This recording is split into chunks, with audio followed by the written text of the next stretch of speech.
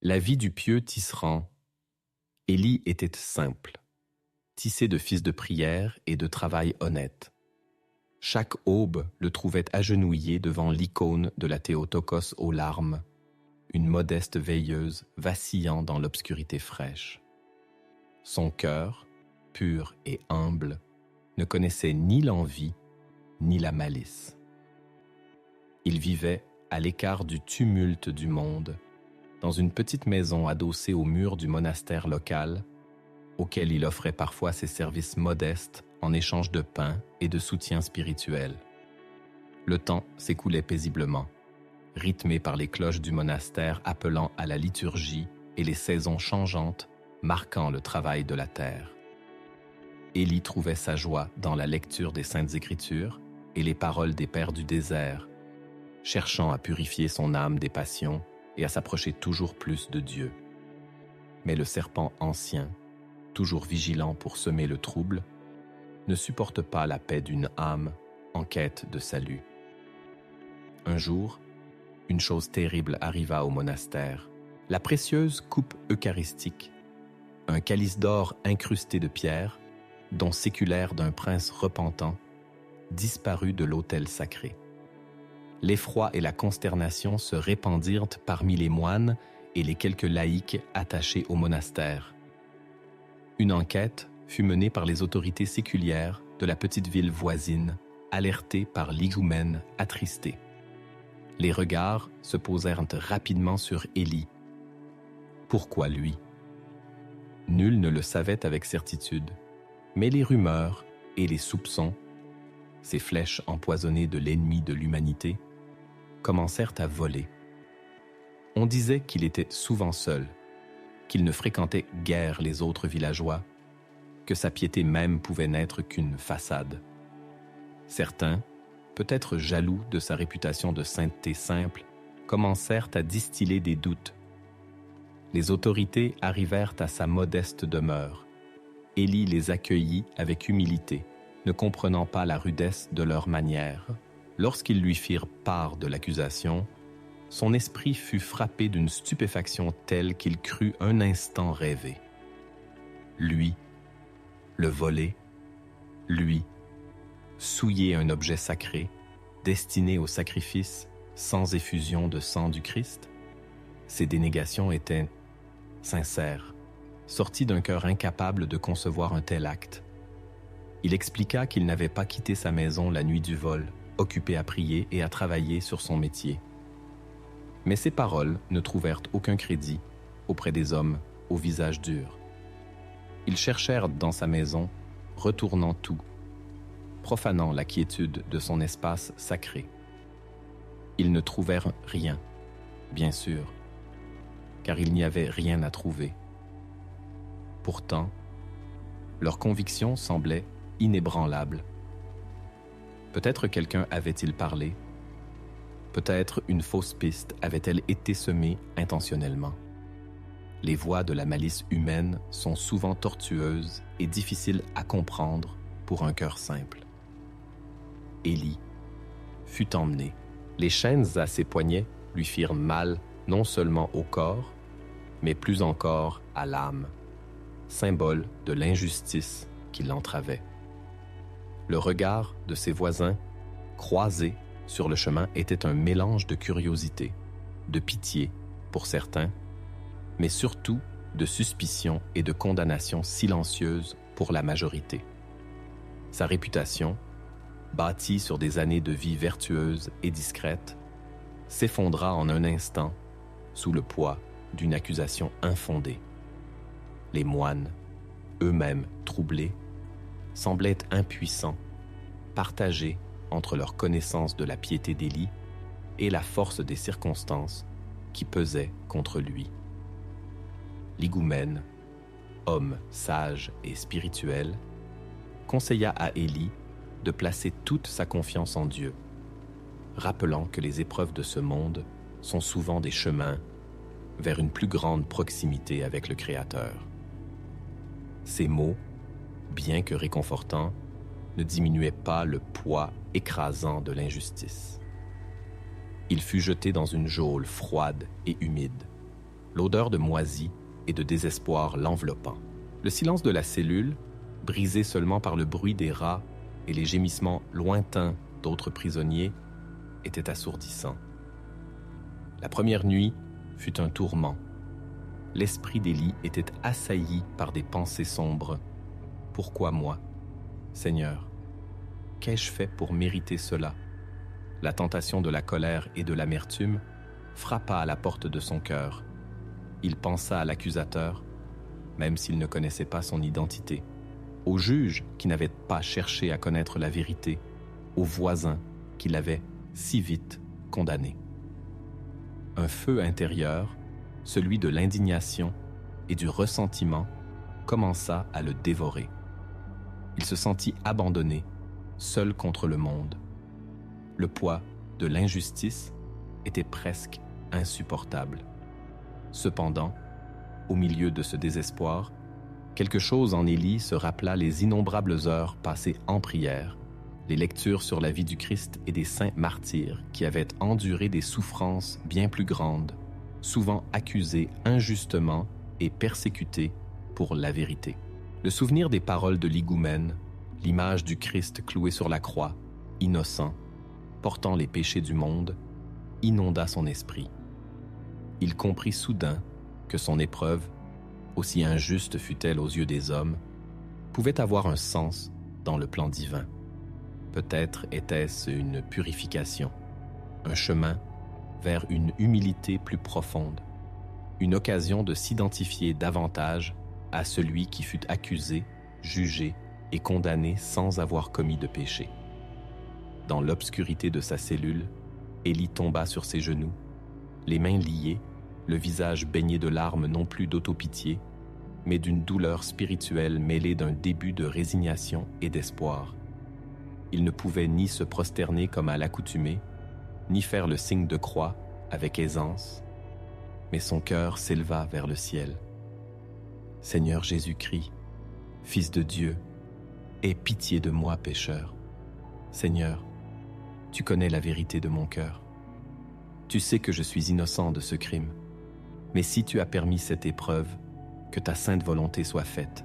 Ne me laisse pas sombrer dans le désespoir. Donne-moi la force de porter cette croix.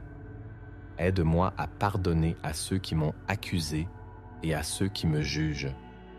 Que cette souffrance me rapproche de toi. » La prière, d'abord hésitante, devint un murmure constant, une ancre dans la tempête de son âme. Il répétait la prière de Jésus, cherchant refuge dans le Saint-Nom, se remémorant les psaumes de David qui expriment si puissamment la souffrance de l'homme, juste persécuté et sa confiance inébranlable en Dieu. La nuit passa ainsi, entre la prière et de courts moments de sommeil agité. Élie ne savait pas combien de temps durerait son épreuve, ni quelle en serait l'issue terrestre. Mais dans le secret de son cœur, une nouvelle bataille venait de commencer, celle pour le salut de son âme au milieu de l'injustice du monde. Les jours se transformèrent en semaines et les semaines en mois dans la prison. La vie d'Élie se réduisit à l'essentiel, la faim, le froid, l'obscurité et la prière. Les conditions étaient rudes. La nourriture, rare et de mauvaise qualité, suffisait à peine à le maintenir en vie. Le froid de la pierre s'infiltrait dans ses os, rendant chaque mouvement douloureux. L'isolement était une torture en soi, brisée seulement par de brèves et inutiles interrogatoires où on lui demandait encore et encore d'avouer un crime qu'il n'avait pas commis. Il répétait inlassablement sa vérité simple, mais ses paroles semblaient se heurter à un mur de défiance et de préjugés. L'accusation tenait toujours, renforcée par l'incapacité de trouver le vrai coupable, et la coupe disparut. Au début de sa captivité, la tentation de se laisser aller au désespoir était puissante. Le sentiment d'injustice criait en lui. Il pensait à sa vie volée, à sa réputation souillée, à l'oubli probable dans lequel il tomberait. L'ennemi lui soufflait des pensées de révolte contre Dieu, de haine envers ses semblables. À quoi sert ta piété? lui murmurait la voix insidieuse. Dieu t'a abandonné. Les hommes t'ont trahi. Maudis-les. Maudis ta vie. Maudit celui qui t'a permis cela. Ces pensées, c'étaient comme des charbons ardents jetés dans son âme. Élie luttait de toutes ses forces, s'accrochant à l'unique arme qu'il lui restait, la prière et la confiance en Dieu. Il se rappelait les combats des 100 pères du désert contre les démons, les tentations qu'ils avaient surmontées par la patience, l'humilité et la prière incessante. Sa cellule, d'abord lieu de tourment, devint peu à peu son désert, son monastère intérieur. Privé de tout confort terrestre, de toute distraction extérieure, Élie fut forcé de plonger au plus profond de lui-même. Dans ce dépouillement, il commença à voir plus clairement l'état de son âme. Il se rendit compte que, malgré sa vie pieuse en apparence, il restait en lui des passions cachées, une certaine estime de soi, un attachement subtil à sa réputation, une dépendance au regard des autres, une impatience latente. Son épreuve, bien que causée par l'injustice humaine, était devenue un creuset divin pour purifier son cœur. La prière devint sa nourriture, son air, sa seule consolation. Il priait avec une ferveur et une concentration qu'il n'avait jamais connues auparavant. La prière de Jésus était sur ses lèvres et dans son cœur presque sans interruption. Il récitait les psaumes dont il se souvenait, trouvant un écho à sa propre souffrance dans les lamentations du prophète roi David, mais aussi un fondement inébranlable à son espérance dans les versets célébrant la miséricorde et la justice de Dieu. Il méditait sur les souffrances du Christ, sur Gethsémani, sur la flagellation, sur la crucifixion. Il s'imaginait à côté de la croix, partageant la douleur et la honte du Sauveur. En contemplant l'innocence parfaite souffrant pour l'humanité coupable, sa propre souffrance d'homme innocent accusé lui semblait dérisoire et acquérait un sens nouveau, celui de l'identification au Christ. Il priait aussi pour ses accusateurs et ses juges. Ce fut la lutte la plus difficile. Au début, la pensée de leur injustice le remplissait d'un désir amer de voir la vérité éclater pour qu'ils soient confondus et punis. Mais la prière et la méditation sur l'Évangile le ramenèrent sans cesse aux paroles du Christ. « Père, pardonne-leur, car ils ne savent ce qu'ils font. » Luc 23, 34. Il comprit que ces hommes étaient peut-être aveuglés par le jugement hâtif, la peur ou même manipulés par d'autres. Leur ignorance spirituelle ou leur faiblesse était une infirmité digne de compassion. Il commença à prier sincèrement pour qu'ils se repentent et trouvent le chemin de la vérité et du salut.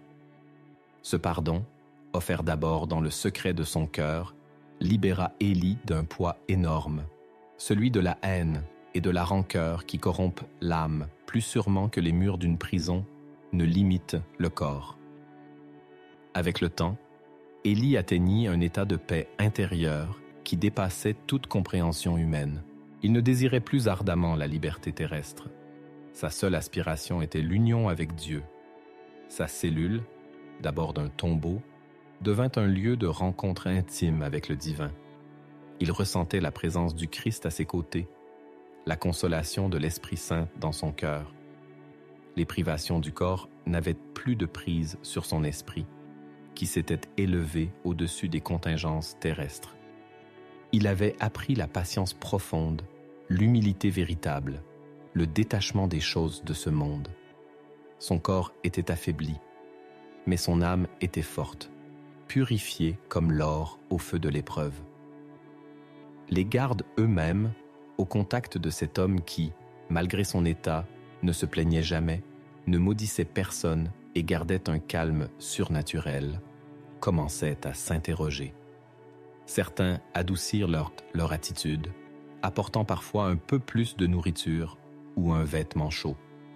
D'autres restaient endurcis, incapables de comprendre une telle paix au milieu d'une telle souffrance.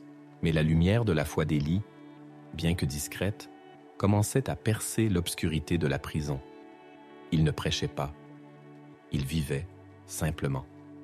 Sa vie en prison était devenue une prédication silencieuse sur la puissance de la foi et la grâce de Dieu, capable de transformer l'épreuve la plus cruelle en un chemin de sainteté. À la fin de cette longue période d'emprisonnement, Élie était un homme transformé. Le monde l'avait dépouillé de tout, sauf de ce qui comptait vraiment, sa relation avec Dieu et la paix de son âme.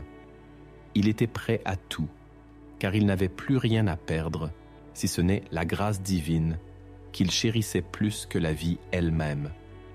Le temps s'écoula, mesuré non par les jours, mais par les changements subtils de la lumière filtrant par la petite ouverture de la cellule et les étapes du cheminement intérieur d'Élie. Alors que son âme s'ancrait de plus en plus profondément dans la prière et l'abandon à la volonté divine, l'agitation du monde extérieur, qu'il avait si injustement emprisonné, suivait son propre cours, invisible depuis sa geôle. Mais la Divine Providence veille sur les justes, même lorsque l'injustice humaine semble triompher. Un jour, plusieurs mois après l'incarcération d'Élie, un événement inattendu se produisit. Le véritable coupable du vol du calice sacré fut démasqué. Ce n'était ni un moine, ni un villageois pieux, mais un vagabond de passage dans la région, un homme rongé par le besoin et la faiblesse morale, qui, voyant l'objet de valeur lors d'une discrète intrusion nocturne, n'avait pu résister à la tentation. Pris plus tard pour un autre délit dans une ville lointaine, et sous le poids de sa conscience ou l'effet d'une maladie, il avoua le vol du calice du monastère et le fait qu'il avait, sous la contrainte de la peur et la promesse d'une petite somme, été incité par quelqu'un dont il ne connaissait pas l'identité à semer le doute sur un homme pieux vivant près du monastère, afin de détourner les recherches. La coupe elle-même fut retrouvée, cachée non loin du monastère, dans un lieu que seul le vrai voleur pouvait connaître. La nouvelle parvint aux oreilles des autorités qui avaient jugé Élie. La vérité éclata, simple et implacable. La fausseté de l'accusation portée contre lui devint évidente. Un sentiment de honte et de remords s'empara de ceux qui avaient si hâtivement condamné un homme innocent. L'ordre fut donné de libérer immédiatement Élie. Lorsqu'on vint le chercher dans sa cellule, Élie ne montra ni surprise ni exubérance. Il écouta calmement les paroles embarrassées de l'officier, qui lui annonçait sa libération et l'erreur commise. Il ne manifesta aucune amertume, aucune joie débordante. Son visage, amaigri par les privations, rayonnait d'une paix qui déconcerta les présents. Ses yeux, habitués à l'obscurité, semblaient porter la lumière d'un monde intérieur que nul mur ne pouvait emprisonner. On lui rendit ses quelques affaires, maigre butin de sa vie terrestre. Il sortit de la prison, respirant l'air frais avec gratitude, non pour sa liberté retrouvée, mais pour le don de ce nouveau jour que Dieu lui accordait. Le retour au village fut différent de son départ. Les regards n'étaient plus accusateurs, mais gênés, empreints de pitié ou d'un respect mêlé de stupeur. Certains s'approchèrent de lui avec des paroles d'excuses maladroites. Élie les accueillit avec douceur, sans reproche. « Que Dieu vous pardonne, comme il m'a pardonné », répondait-il simplement, une réponse qui laissait ses interlocuteurs sans voix. Il ne cherchait pas à rétablir sa réputation par des paroles ou des justifications, sachant que sa véritable réputation n'était pas aux yeux des hommes, mais aux yeux de Dieu, qui voit dans les cœurs. Il retourna à sa petite maison, qui semblait inchangée et pourtant différente, comme si les murs eux-mêmes avaient partagé son épreuve. Il s'agenouilla immédiatement devant l'icône de la Théotokos, versant des larmes non de tristesse passée, mais de gratitude profonde pour la miséricorde de Dieu qui l'avait soutenu à travers l'épreuve et révélé la vérité en son temps. Il remercia le Seigneur pour la souffrance endurée, la reconnaissant comme un don qui l'avait purifié et rapproché de lui. Sa vie reprit son cours simple, le tissage, la prière, le travail. Mais Élie n'était plus le même homme. L'épreuve l'avait transformé en profondeur. Il portait en lui la marque du feu, non pas des cicatrices d'amertume, mais l'éclat d'une foi inébranlable et d'un amour pour Dieu et le prochain que les souffrances avaient seulement intensifié. Son humilité était plus authentique, sa compassion pour les autres plus profonde, sa prière plus fervente. Il ne parlait jamais de son emprisonnement comme d'une injustice terrible qui lui avait été infligée, mais comme d'une période de grâce intense où Dieu l'avait visité et lui avait enseigné les mystères de la souffrance et de la confiance absolue. Sa vie devint une parabole vivante pour tous ceux qui l'entouraient. Les gens venaient le voir, non plus avec suspicion, mais cherchant conseil et consolation auprès de cet homme qui avait traversé les ténèbres de l'injustice et en était ressorti plus lumineux. Élie leur parlait non de lui-même ou de ses souffrances, mais de la bonté de Dieu, de la puissance de la prière, de la nécessité du pardon et de l'espérance qui ne déçoit point pour ceux qui placent leur confiance en le Seigneur, quelle que soit l'épreuve. Ainsi, l'accusation injuste qui aurait pu détruire un homme devint pour Élie le chemin par lequel son âme fut élevée. Il apprit que la vraie liberté n'est pas l'absence de chaînes matérielles, mais la liberté intérieure du cœur, libérée des passions et unie à Dieu. Le crime dont on l'avait faussement accusé aux yeux du monde terrestre l'avait en réalité aidé à combattre et à vaincre les véritables crimes spirituels qui guettent chaque âme, le doute, le désespoir, la haine et la révolte. Par sa patience et sa foi, Élie témoigna que même l'injustice la plus profonde peut, par la grâce de Dieu, être transformée en un moyen de salut et de purification de l'âme pour la seule gloire de notre Dieu en la Sainte Trinité, le Père, le Fils et le Saint-Esprit.